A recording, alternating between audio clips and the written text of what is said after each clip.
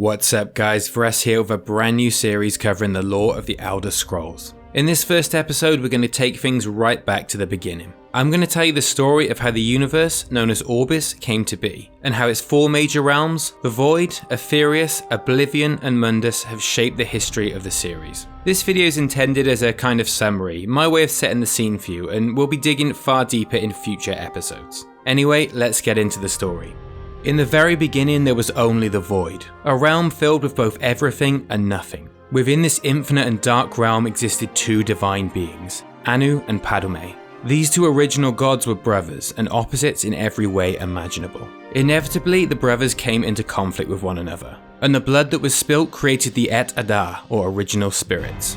These original spirits can be separated into two groups. When Anu and Padme's blood mixed, it gave life to the Aedra, and then Padme's blood alone gave life to the Daedra.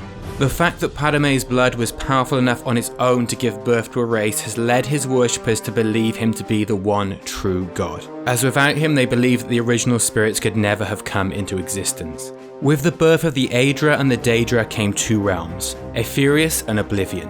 These two realms can be considered the opposite of one another, but in many ways two sides of the same coin, much like the original gods Anu and Padme.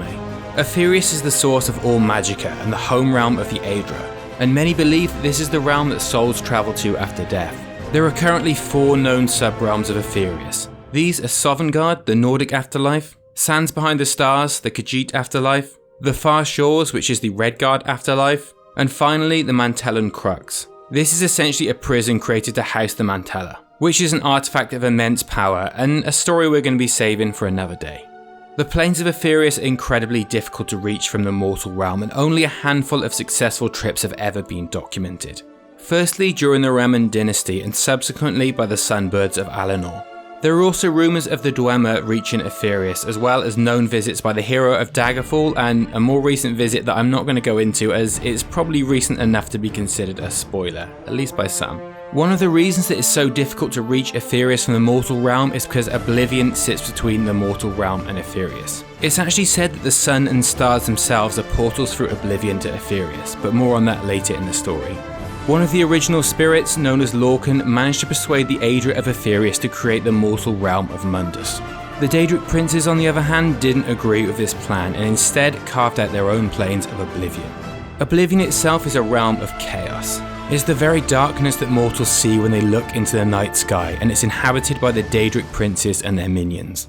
These are beings of cruelty and malice. They view mortals with disdain and seemingly regard them as their playthings. There is, however, one notable exception to this in the Daedric prince known as Azura, who is in fact female regardless of the fact that this group of Daedric gods are known collectively as princes.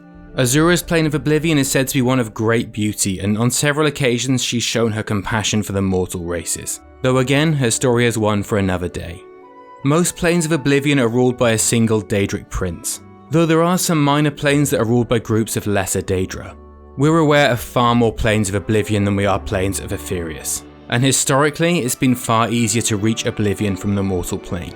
Mortals have reached Oblivion through constructed portals, sigil stones and the use of powerful Daedric magic. During the Oblivion crisis which happened in Elder Scrolls 4, it was even suggested that Tamriel itself was a plane of Oblivion, perhaps explaining why it's so much easier to travel between these two planes. However, due to the mortal plane of Mundus being a creation of the Aedra and not the Daedra, this theory is widely disregarded.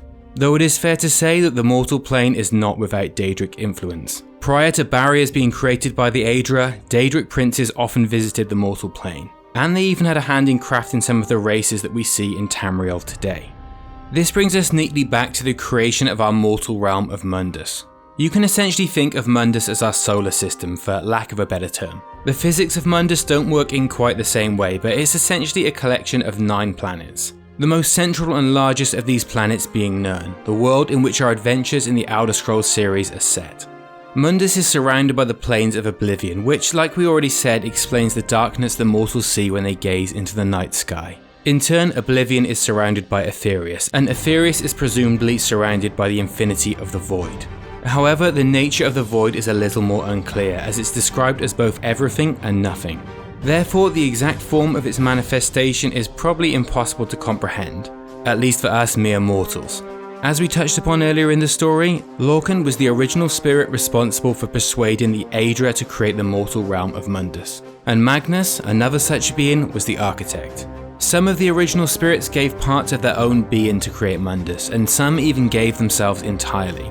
The beings that made this sacrifice are known as the 8 Divines, and they were responsible for the formation of 8 of the 9 planets of Mundus.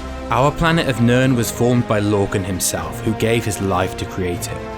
However, Magnus, the architect of Mundus, saw what was happening. He didn't want to sacrifice in the way that Lorcan had in order to help form the mortal realm. Not wishing for his divinity to be diminished any further, Magnus withdrew from Mundus, tearing a hole through Oblivion in order to reach his home realm of Aetherius. This hole in Oblivion became the sun, and those Aedra who followed him created smaller holes that became the stars. This has led to the belief that the sun and stars are still functioning portals to Aetherius. This left the imperfect mortal realm of Mundus roughly in the form that we see it today. And that, in brief terms, is how the universe came to be. Very little is known of the other planets of Mundus, though we do know rather a lot about our own planet of Nirn. But for that story, I'm afraid you're going to have to wait to the next episode.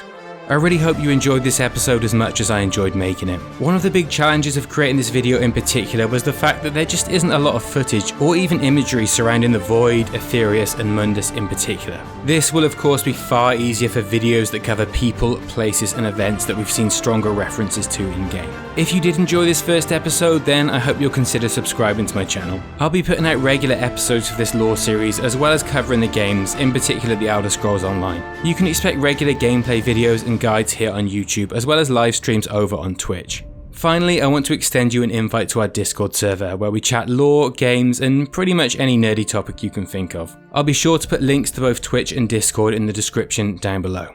Anyway, that's it from me. Take care of yourself, and I look forward to seeing you in the next video.